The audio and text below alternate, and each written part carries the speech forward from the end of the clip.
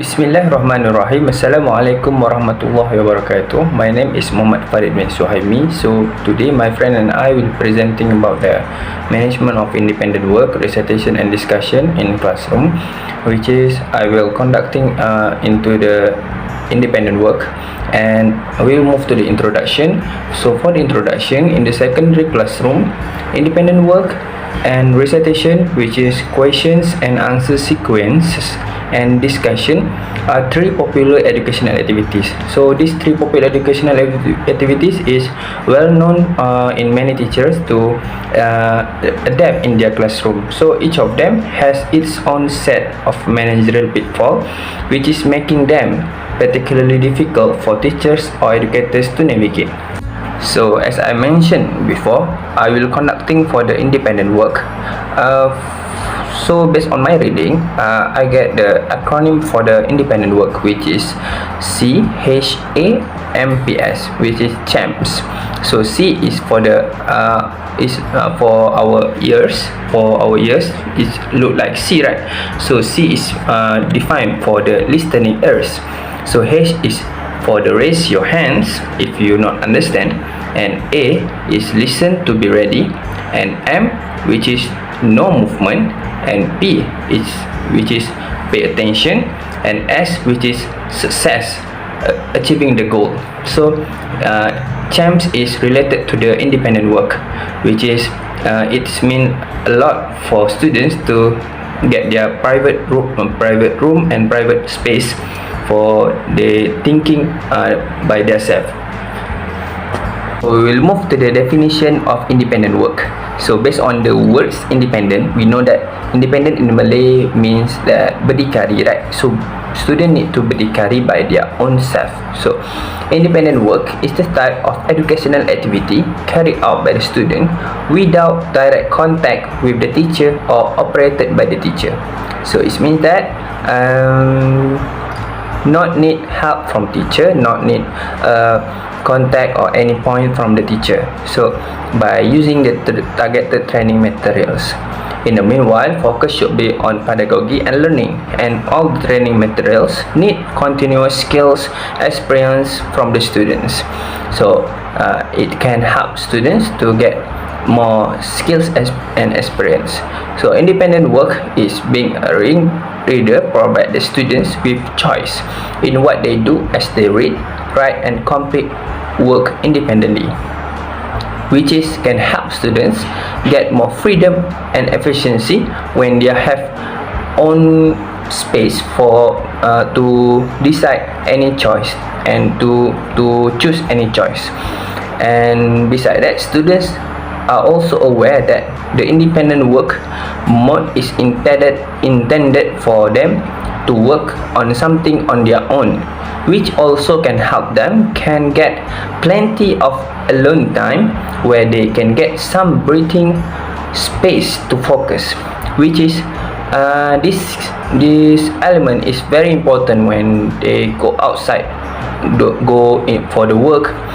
So these skills need to being adapt in the new environment. So we will move to the purpose of independent work, which is have three factors and three purpose, which is focus, choice and practice. So for the focus part, which is focus on assignment that we are working on, which is it can give us a quiet room and space with a pair of headphones, which is a pair of headphone is a helping tools that can give more calmness, right? So everyone that study in library working with their headphones, right? So it can give a happily mode and stay focused on a task for hours on until the end. But it depends on somebody, the helping tools. Everyone have different helping tools. So we will move to the choice, which is provide the student with choice in what they do as they read, write and complete work independently, which is we can stay zoned in one task on task at the situation, it will give a meaningful progress within one choice in our assignment. So we will proud with our own choice with rather than any choice from the others. So we will have the freedom to decide what we want to choose as our choice. So we will move to the practice. Students have time for extensive practice on concepts and skills that are taught. Means that we can stay motivated by our practice without other people around to encourage, and sometimes we'll give a judgment which bad for our exploration in study. So this will help us to enjoy working remotely and naturally, as long as in a private working space. So we will move to the principal subjects, which is have three elements: to cultivate, to coach, and to teach students to self-assess. So for to cultivate means that to inspire students for the learning motivation, which is learning motivation is essential for academic performance and job placements in the global job market after graduation and life in a world of rapid technological development. And this also will help students to have a special effort to establish and develop, and it will be useful factors to students when go out in a real world. And for the second part, it's to coach, which is to encourage pupils, students to set reasonable yet difficult learning goals for themselves. So by success achieving the remaining goals in completing any task, so our friends or teachers will respect what we choose and what we working on. So the third part is teach students to self-assess. Upon completion of a project, unit, or a chapter, ask students to summarize what they have learned and tell the future students how they have overcome any learning challenges. So from this point, students can get to simply say what they're working on, and being example being followed by other students. So we will move to the last part for my session, which is what and how independent work looks like. First point is electronic turn off and put away unless being used for a specific assignment such as research, writing, and or reading an ebook. So it is depend on the activity. Some teachers will allow headphones, allow any gadgets, but this require another conversation in the classroom, such as eye contact or anything.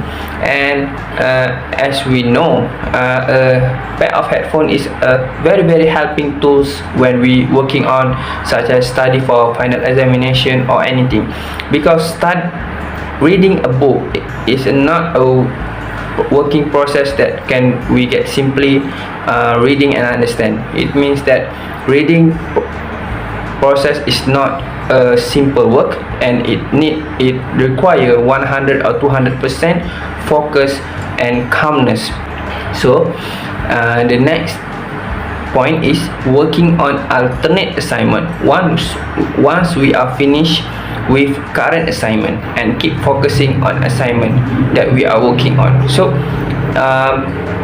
means that independent work is like when we have a assignment, we finish that assignment, so we need to start at least 5 or 10% the process of alternate assignment, which is means that the other assignment. So it means that the continuous process, we can't stop like we finish, okay, I'm done. No, we need to continuous process because of the momentum of study.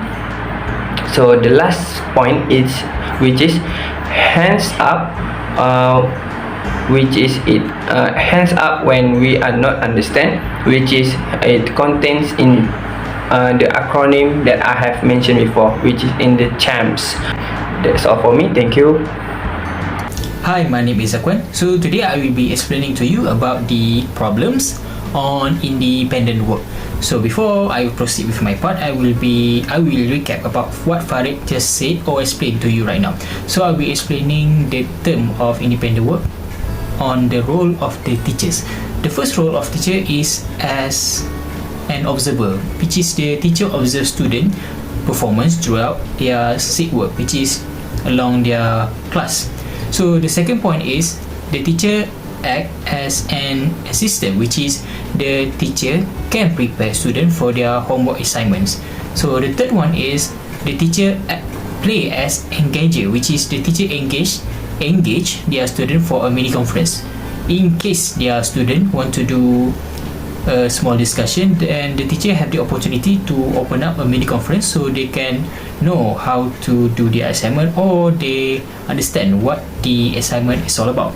And the last point from the role of teacher is the teacher act as a guider. So the teacher provide support and feedback immediately in the classroom compared to take home assignments. Now let's move on to the problem of independent work. So the first problem of independent work is the assignment given by the teacher is not too meaningful for students. For example, assuming that I am your science teacher for today's class, I ask you to read the text on page 18 and 19. All you need to do is answer the question given in page 20, assuming that there are 5 questions given in page 20. So all this the student will only find the actual answer on the text and write the answer on page 20. So this is the example of assignment that is not meaningful for student. How do you improve? Is by design assignment that is meaningful, useful and relevant for student. For example, after they done their reading on page 18 and 19, you can create your own question instead of using the same question on page 20. So after the student have done their readings, you can ask your own question which that related to the text. This will improve the student understanding, especially on the terms given, on the terms used in text, the process involved, and the meaning for the answer in each question. Now let's move on to the second problem, which is the assignment does not match student varying achievement level. This means that there are some students that see the assignment as an easy task, but some of the students may struggling with the task. For example, I ask you to open your textbook, science textbook, on page 31 and read the whole text on page 31. After that, within 10 minutes of reading, I pick a random student and present about what they have read on page 21. So some students may struggle to finish their readings within 10 minutes. Some of them might need extra time to finish their readings. So how do you improve this kind of problem? Is by match assignment to student varying achievement level. So you prepare a set of assignment for different achievement level of student. Now let's look at the third point, which is the teacher does not provide student clear and complete direction for the assignment from the assignment given. For example, I am your science teacher again. I ask you to form a group that have 4 to 5 members. So there will be 6 group in my class. So I ask my student to present about what they have learned in science class throughout the month. So some of the students might question themselves, what are we doing? What kind of assignment is this? What the topic that they need to present, and where they need to present, whether on the whiteboard or on the paper. So this is the problem that the teachers need to avoid. So how do you improve? Is by making sure that the written and oral direction are clear and true. So from the situation I give you just now, how I can improve is by assign each group with a specific topic. For example, group 1 will be explaining about eutrophication, group 2 will be explaining about global warming, So that is how we solve this problem. Let's look at the next point, which is the teacher lacks of monitoring their student. This means that the teacher does not apply the role of teacher in independent work. Supposedly the teacher need to observe, engage, and assist their student to complete their tasks. Now, for example, we are using the same example I gave before, which is I am your science teacher. I ask the class to form groups that have 4 to 5 members and present about the topic given. So instead of I walk along the class and see the progress on each group, I sit on my desk and do nothing. So how do I improve this kind of problem? Is by monitoring behavior and comprehension. So which means that I, the teacher, will assist my student to complete the assignment by looking at their behavior and comprehension on each topic. Now let's look at the fifth point, which is the teacher does not acknowledge that students are working at different paces. This means that in class, there are some students that have problem to finish the assignment within the time limit, but some of the students can finish it early. So how do you improve these differences? Is by planning a range ending, which is the teacher gives support and feedback on the assignment so the student can understand. So when they understand the assignment, they can improve their time management to complete the question or the assignment within the time limit. Now we have come to an end, which is point number 6. So the teachers fail to make it clear whether the student can ask their peers for assistance. So independent work does not mean you need to complete your assignment independently. You can ask your friend to understand what they need to do and what they need to answer and what they need to know about the assignments. So it can be improved by teach student the norm for assisting peers. So this kind of environment help the student to learn faster, which is they learn by asking their friends or asking for the teacher's feedback on what they have done on the assignments given. And that is all for me. Thank you. Let's move on to the next presenter. Thank you for listening. Hi everyone, Assalamualaikum. I am Athirah. Now we move on to the next topic, which is recitation. What you can understand from the word recitation? Do you have any idea? Don't worry, I will explain to you more details about recitation in class. So the definition for the recitation is the act of repeating. I repeat, it is repeating something that has been previously learned by the teaching model that requires the use of questioning and answering in class that can support the lesson by focusing on key points. This definition is by Dr. Capriola from a website. So if you are still confused with the definition, let's consider an example. Imagine yourself in a real class situation. If you act as a teacher, then if you ask students about what is density to your students, in order to recap what students had learned in the previous class, the teacher can assume that the students already know the information and remember the information, so that they can reply for their questions. The conversation would probably go like this, like the teacher asks, what is density? Then students reply, and the teacher will ask more and more, while the students will be answering all the questions. Next, if you are aware of the definition of recitation just now, the methods of recitation is all about questioning and answering. So, recitation main purpose is to assess students' knowledge and to check students' comprehension. So in recitation, the questions that have been asked by the teacher are not a request for needed information, but it is a way for the teacher to find out what students know. So almost any teaching model requires the use of questioning.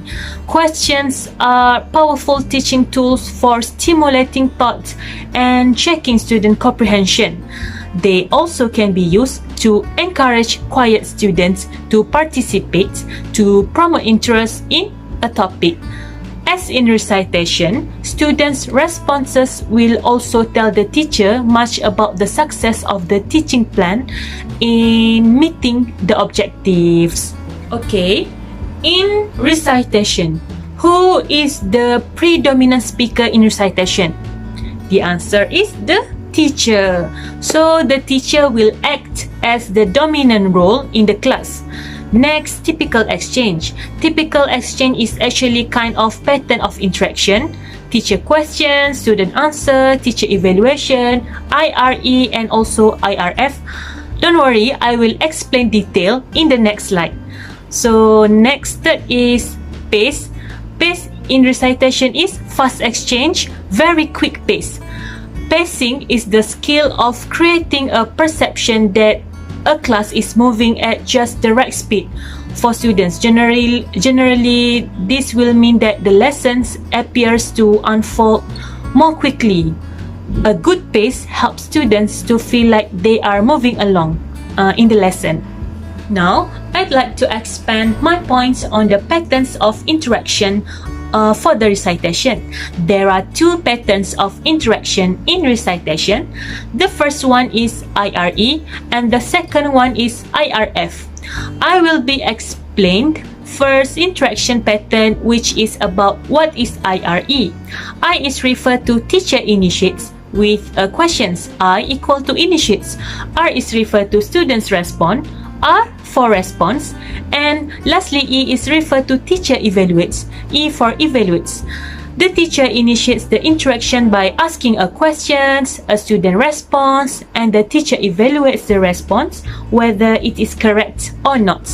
Next, for IRF, the I and R are the same with IRE. The F in IRF is referred to follow-up or feedback.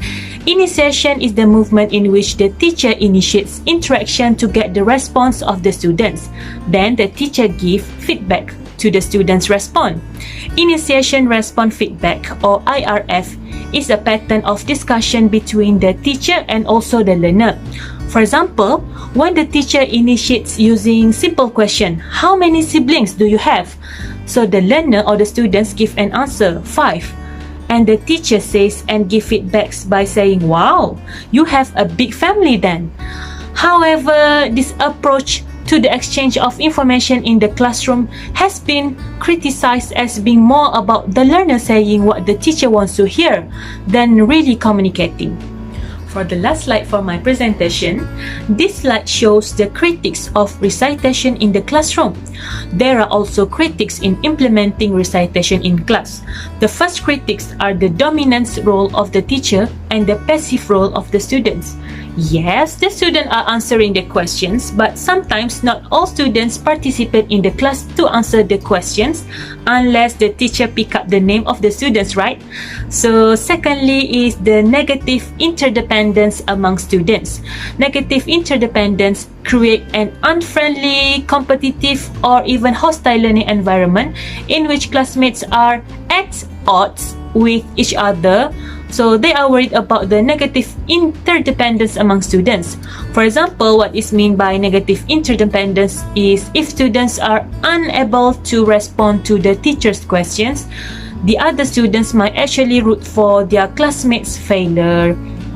Thirdly, is students only recall the information of the factual information. Some say that the students only memorize it by recalling or repeating what they had learned in the previous lessons. Last critique is there is little interaction among students. The lack of interaction among students is the crucial critics in the recitation because the students are only focusing to answer the teacher's questions but not discussing among them to provide the answers. So that's all for my parts. Thank you for your attention. I will pass to the next presenter. Hello there everyone. Okay, now you are aware of what recitations are, their main purpose, characteristic, patterns of interaction and critique of recitation, right? Okay, now let us proceed to our next point, which is about the useful function of recitation. Okay, classroom recitation serve far too many purposes. Teachers can first develop students' critical thinking skill and guide them to some fundamental understanding by asking them questions. Second, recitation allow teachers to participate in the presentation of material rather than telling students directly. Teachers could bring out the information by asking questions. Third, it gives students the opportunity to interact with them individually in the midst of a whole group class lesson. Fourth, by asking questions, teachers can use a variety of voice, tones and gesture to maintain high level of students' attention. In other words, teachers can keep the majority of students with them. In the following section, we will discuss the challenges of recitation and the effective methods or strategies that can be used to avoid or minimize this challenge. There are roughly 3 recitation challenges. The first challenge is unequal participation among students, particularly in large classrooms where only a few students participate or are willing to answer the questions. The second challenge is balancing the need to maintain pace and involvement in order to provide feedback while also allowing time to think. This is because when teachers ask questions, they may receive the answer they desire, but they may also receive answers that are unrelated to the questions, causing confusions and misunderstanding in the classroom. The final challenge is to recognize the communication patterns that students bring to school, as well as cultural and socio-economic conflict, because students in the class may come from various cultural backgrounds. Gender difference also can affect to the participation students in the classroom. Let us now look at how to implement effective recitation based on those 3 challenges in order to avoid or minimize their occurrence in the classroom. There are 6 strategies that teachers can use, which are to distribute chance for participations, give students time to think, stimulate and maintain interest, provide feedback to students, monitor their comprehension, and support diverse learning participants. But how do we intend to put these strategies into actions? Let's take a look at them one by one. As recitations can lead into unequal participants among students due to the big size of classroom, teachers can distribute chance to participate by using different strategies. For example, teachers use the popsicle stick system, where pulling stick label with students' name from a cup, can or a mug and place the stick at other place after the students has responded. Other that, teachers can use round robin technique, where teachers going around the class and calling the student name in order based on their seating chart. Teachers can start with any pattern of direction that they like. Lastly, teachers can use pattern turn taking. This will allow everyone to participate in the classroom. Next, in order to keep the pace of the classroom shifting, teachers can give students time to think before responding. This will also assist in avoiding answers that are unrelated to the class. When a teacher asks questions, the wait time can be extended to 3 seconds. According to one study, doing so improves the quality and length of students' response while also promoting participation. Aside from that, teachers can inform students that they should not expect an immediate response and allow students to write a response. This is another method of giving them time to think. Because everyone is required to construct a response, writing a response helps to maintain student engagement. Next, teachers must stimulate and maintain student interest in order to keep the pace of the classroom shifting. Teachers can try to incorporate mystery, suspense, humor, and novelty into their questioning techniques. Teachers can also challenge students to think by incorporating any physical activity that is safe to do in class. This will help students develop their critical thinking skill. Moving on to another strategy that aids in maintaining class pace in the involvement of providing feedback to students as you receive the answer. But how can you provide them with useful feedback? Here, we will present you with a set of guidelines that you may find useful. To begin, when students provide correct and confident answer, affirm briefly by providing verbal or non-verbal indications that they are correct. If students are correct but hesitant, teachers must provide more deliberate affirmations and explain why the answer is correct. When students provide incorrect but careless answer, teachers can make a simple correction and move on. However, if a student's answer is incorrect, but teachers believe that students can obtain an answer with assistance, the teachers can provide prompts or hint or backtrack with a simpler questions. Most importantly, if students are simply unable to respond to our questions, teachers can allow them to pass. This helps to keep the pace going and allow students to save face.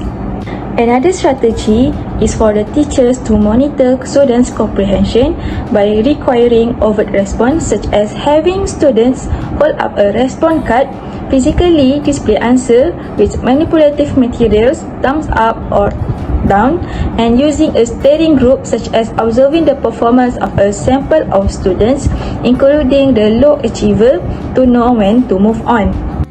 Finally, to avoid any cultural or socio-economic issues, teachers must be aware of the pattern of questioning, as well as become familiar with the discourse patterns of culturally diverse students. Consider whether some accommodations to student discourse style is possible.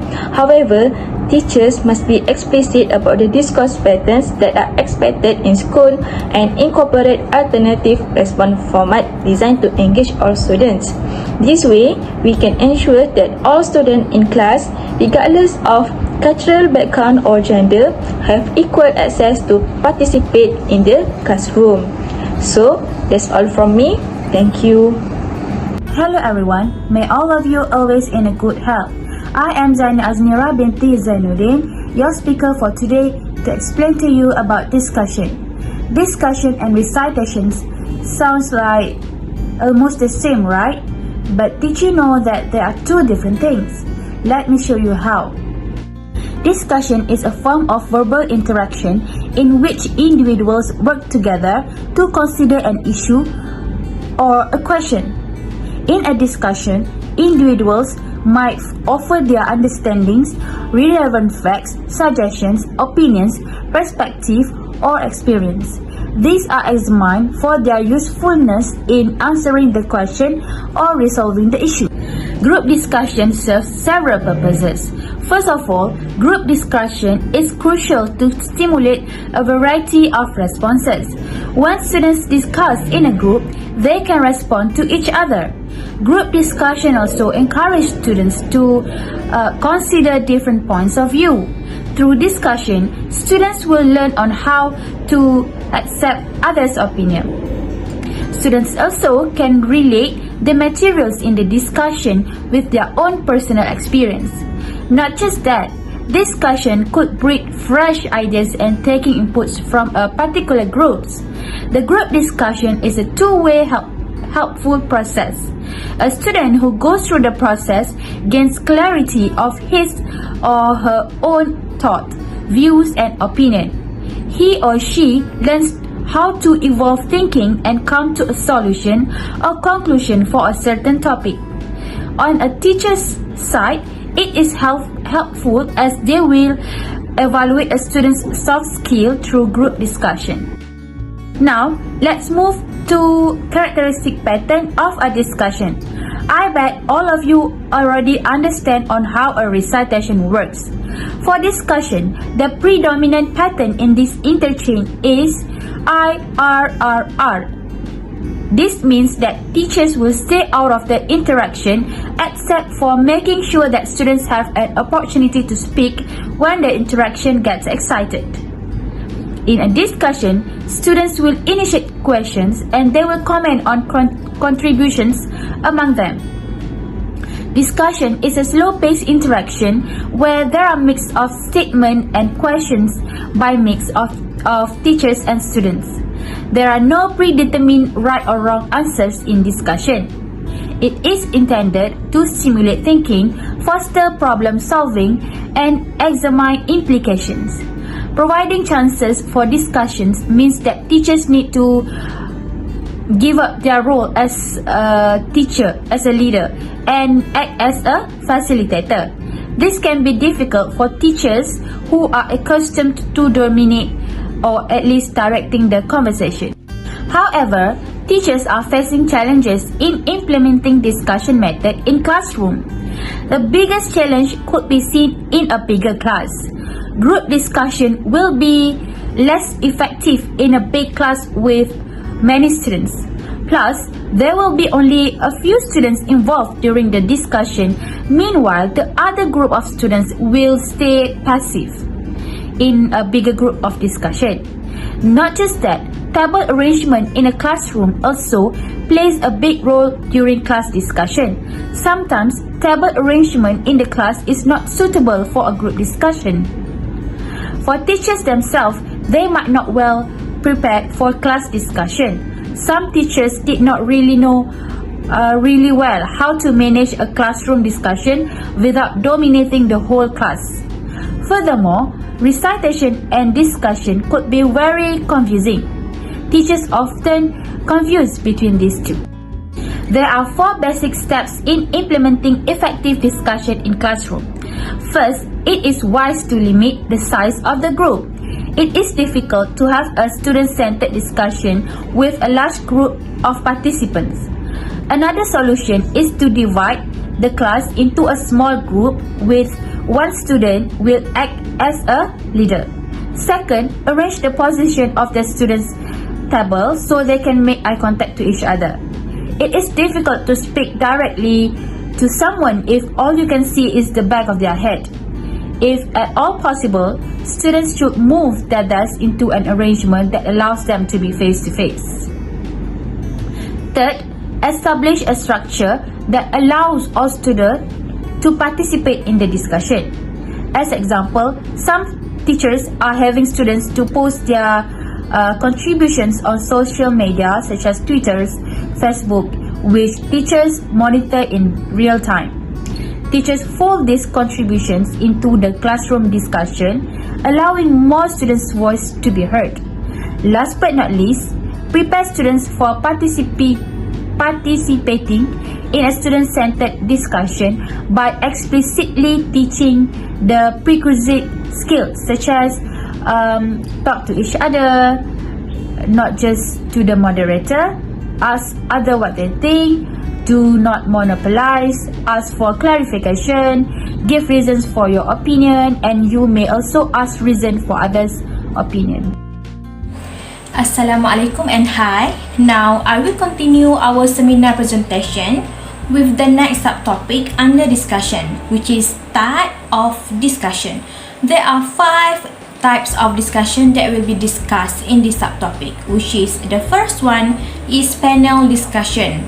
A panel discussion is a format used at conventions, conference and meetings where a group of people who are skilled in a specific topic engage in conversation together in front of audience or in a broadcast. A moderator lead the discussion by presenting questions to the panelists, ensuring the discussion stay on track, and oftentimes will pull audience question for the panelists to answer. The second type of discussion is formal discussion. In this type of discussion, the class is divided into small groups. A topic was given to all groups. Each group selects its leader and divide responsibilities among all group members. Students, participate in discussion in the form of group. Next, for the informal discussion, usually the topic is also given by teachers to students. All the class participate in discussion and grouping is not done in the class. Every student has to speak or provide an opinion in the class. The parliamentary discussion will involve two groups, which is one group is in favor of the topic and the other group is in the opposite. The teacher will guide the students whenever necessary, especially when the situation lost control. And the last type is individual discussion. This type of discussion usually involves two individuals, such as a discussion between students with the other students. The topic might be related to study, assignment, assessment, or maybe about a personal problem. Now, I will describe the theory that relate to the discussion. The first theory is Vygotsky's socioculture theory. Vygotsky's socioculture theory views human development as a socially mediated process in which children acquire their cultural values, belief, and problem-solving strategies through collaborative dialogue with more knowledgeable members of society. It means that learning occurs during social interaction between individuals. It believes learning happens first through social interaction. In the sociocultural theory, students and teachers form relationship in the classroom to help the student learn. The relationship helps facilitate social interaction and active participation in the learning task. It is suitable because the discussion method involves interaction, and students learn through observation, listening, and talking through their tasks. At the same time, teachers act as facilitator to guide and assist students in discussion. The next theory that relate to the discussion is constructivism theory. Constructivism is based on the idea that people actively construct or make their own knowledge and that reality is determined by a student's experience as a learner. It relates to the discussion because learners use their previous knowledge as a foundation and build on it with new things that they learn. Besides, the students communicate with each other and share their understanding, feelings, knowledge, and experience to produce new knowledge. The discussion method can give a lot of benefits to students. One of the benefits is it can help students to improve self-expression.